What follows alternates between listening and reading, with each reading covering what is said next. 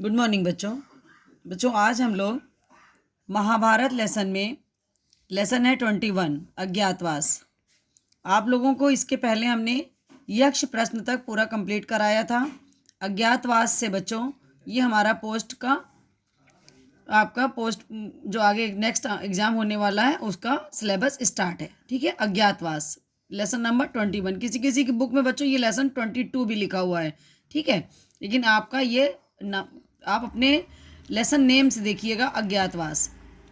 ठीक है, देखिए इसमें हमने आपको बताया है कि अज्ञातवास क्या होता है। अज्ञातवास मैंने अज्ञात मतलब जिसके बारे में जाना ना जाए, ऐसा रहने का जगह, ऐसी जगह आदमी जाके रह जाए, रुक जाए कि जहाँ पर उसे कोई जानता पहचानता ना हो।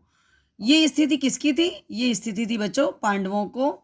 जब उन्होंने अपना 12 वर्ष का वनवास काट लिया था तो उन्हें ये कहा गया कि आपको 1 वर्ष का अज्ञातवास का समय बिताना है। यदि आप इसमें पहचान लिए जाओगे तो आपको 12 वर्ष का वनवास फिर से करना होगा।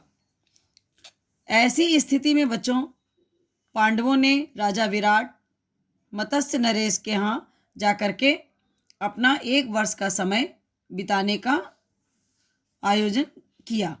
और जब बच्चों ये वहाँ पहुँचे तो राजा के सामने उन्होंने अपनी बात को रखा और राजा के मन में ये विचार आया उनको देख करके कि इनको नौकर बनाकर रखना उचित नहीं है।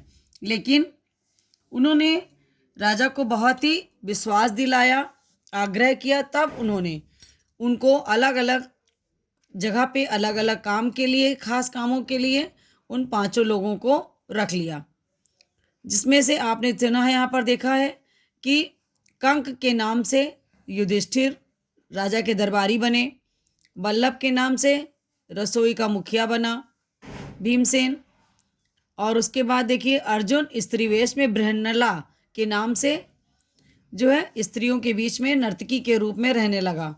और उसके बाद नकुल ग्रंथिक के रूप में था जो कि घोड़ों की देखभाल करता था, रखवाली करता था। और उसके बाद आपका सहदेव का नाम तंतीपाल था। तंतीपाल के रूप में उसने गाय बैलों की देखभाल करता था वो। और जो पांचाल नरेश की पुत्री थी बच्चों द्रौपदी, जो कि स्वयं एक राजकुमारी थी, एक रानी थी, उसकी दास दासियाँ थीं। लेकिन ऐसी परिस्थिति थी कि जिस समय उसे अपने पतियों की द्वारा की हुई प्रतिज्ञा के कारण उनको ऐसा करना पड़ा।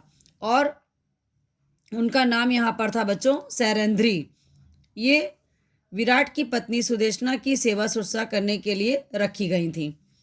यहीं पर बच्चों सुदेशना का भाई था कीचक, जो कि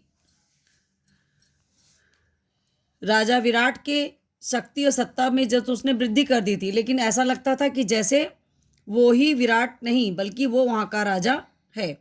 और कुछ उसकी ऐसी अभद्रता के कारण उन भीम ने उसका वध कर दिया था।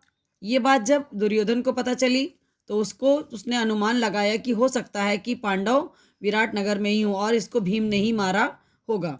इस तरह से बच्चों इन लोगों ने फिर योजना बनाई कि विराट नरेश के ऊपर हमला कर देना चाहिए, आक्रमण कर देना चाहिए, जिससे कि अगर वो लोग वहाँ पर होंगे तो उनके बारे में पता चल जाएगा और वो खुलकर सामने युद्ध में आएंगे। ठीक है, और नहीं भी होगा तो विराट नरेश को हम लोग हरा देंगे। इस तरह से दोनों ही रूप में हमारा इसमें फ़ायदा है। इस तरह से बच्चों इस पार्ट में अज्ञातवास वाले में हम लोगों ने यहाँ तक इसमें पढ़ा। आपको हम इसमें कुछ प्रश्न उत्तर बता दे रहे हैं जो मैंने आज कक्षा में कराए थे।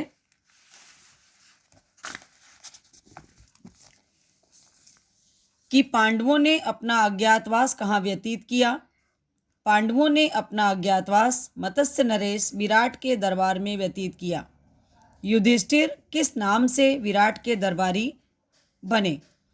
कंक के नाम से विराट के दरबारी बने थे। यहाँ पे बीच में लिख लीजिएगा कि युधिष्ठिर कंक के नाम से विराट के दरबारी बने।